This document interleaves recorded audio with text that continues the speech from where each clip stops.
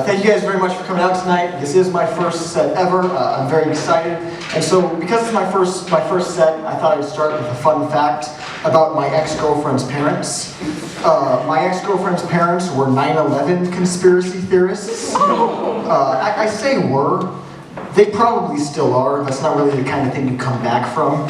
And especially these guys, because they were kind of all in, right? It's not like a 60-40, well, maybe the attacks were staged. This is the kind of thing they really believed.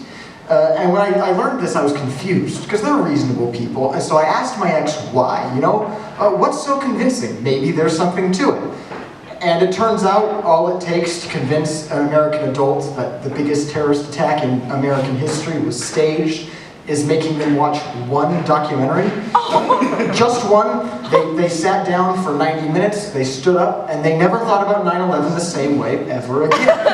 And it was nuts. So I figured out the name of this documentary.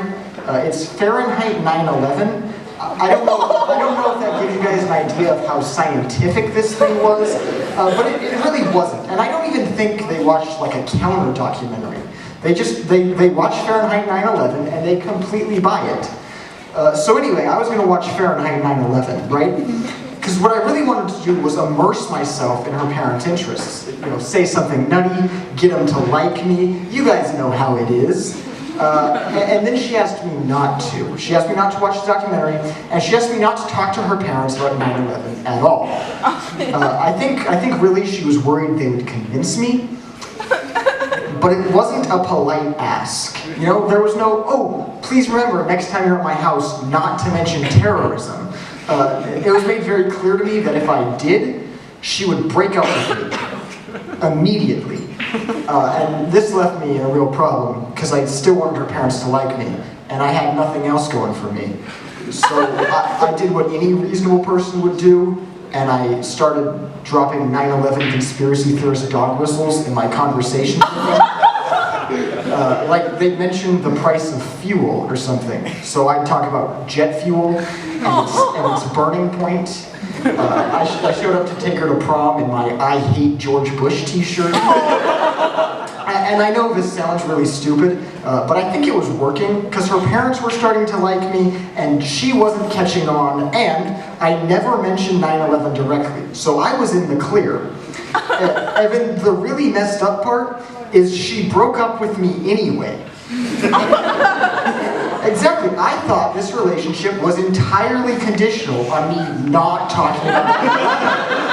And I was batting 1,000. I was flabbergasted. I will give her credit. It was a pretty good breakup. She hit all the right talking points. We've got the classic, it's not you, it's me. The good old, I'm not ready for a relationship right now.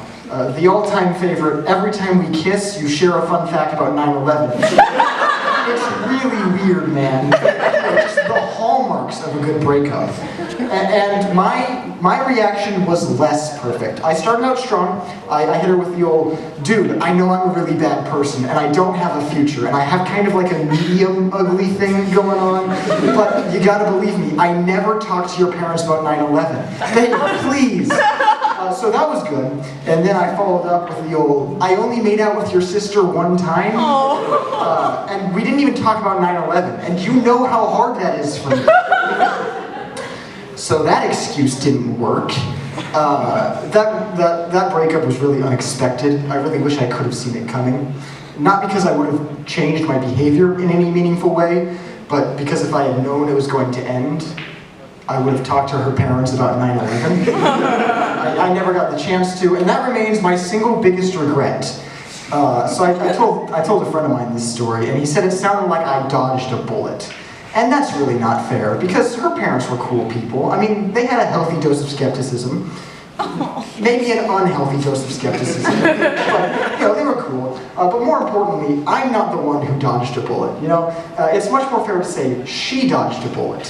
And in the process, got the bullet really into Radiohead for a couple of months. After we broke up, my top song on Spotify was Creep. I listened to Creep 126 times in one day. That day was so bad that she texted me on Airbuds, which is this app that tells people what we've been listening to. She texted me through that to make sure I wasn't a suicide risk. This is the part of the story where people don't believe me. They think I'm making it up, but I'm not. I have receipts.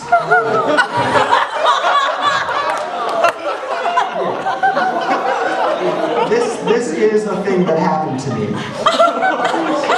And the worst part is, I wasn't a suicide risk, guys. I really like Creep. Creep is by far Radiohead's best song. Like, it's not even close. And just know that if you disagree with me on that, I kind of think you're a pretentious jerk. Radiohead really does piss me off though, because they don't play Creep live, and it's clearly their best song. It's a fan favorite, it's what made them popular, and it just seems so ungrateful to not play it. It would be like if Devo didn't play Whip It, or Gnarls Barkley didn't play Crazy, or Hoobastank didn't play The Reason. For those of you wondering, yeah, I did look up a list of one-hit wonders. And yes, I did pick the ones with the stupidest names.